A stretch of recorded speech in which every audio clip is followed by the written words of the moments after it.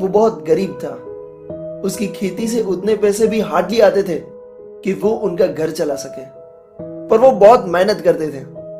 जब खेतों से कोई उम्मीद ना रहे तो वो सब्जी की लारी भी निकालते थे और ट्राई करते थे कि अपने घर के लिए, अपने फैमिली के लिए 2 टाइम का खाना जुटा सके। इतनी गरीबी के साथ जी रहे किसान के घर में उसके अलावा उसकी बीवी, उनकी बूढ़ी माँ और 4 बच्चे भी थे। एक रूम वाले घर में रह रहा ये फैमिली गरीबी से लड़के जी रहा था।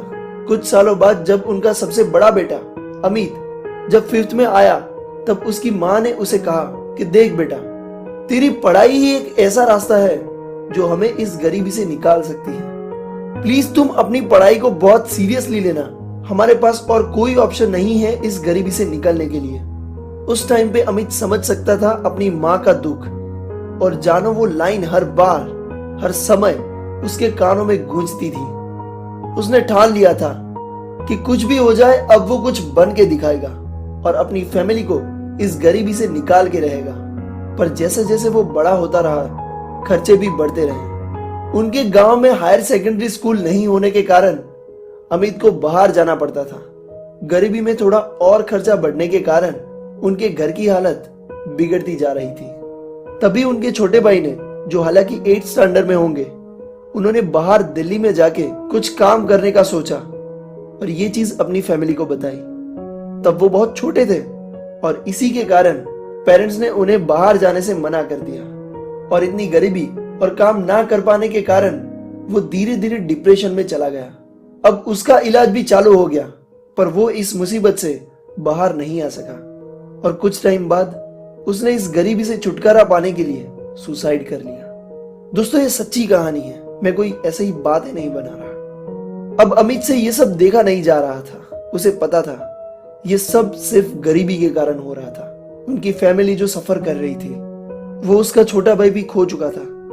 आप सोच सकते हो कि उसको कितना हर्ट हो रहा होगा, वो कितना दुखी होगा। पर उसने ठान लिया कि उसको 10th के बाद क्या करना है और क्या बनना है। उसने आंसुओं को पोंछ के अपने आप से बोला, अब मैं पीछे नहीं हट सकता, मेरे पास बस एक ही ऑप्शन है। और फिर वो पढ़ाई पे लग गया और अच्छे रिजल्ट के साथ उसने 10th भी पास किया। उन्होंने अपने पापा से कहा कि उन्हें सुपर 30 के आनंद सर से मिलना है, और वो दोनों उन्हें मिलने गए और उन्हें उस एकेडमी में एडमिशन भी मिल गया। आनंद सर ने नोटिस किया कि वो रोज देर रात तक पढ़ता था और बहुत मेहनत करता था। आनंद सर ऑलवेज उसे कहते थे थोड़ा आराम भी कर ले, पर एक दिन उसने अपनी स्टोरी शेयर करते हुए कहा कि जब मैं आराम करने का सोचता हूं तब मुझे मेरा भाई याद आता है, मुझे मेरी माँ और पापा की गरीबी याद आती है, और वही गरीबी और वही मेरे भाई की यादें मुझे सोने नहीं देती, मुझे आराम नहीं करने देती। और धीरे धीरे उसकी आंखों में से आंसू आ गए।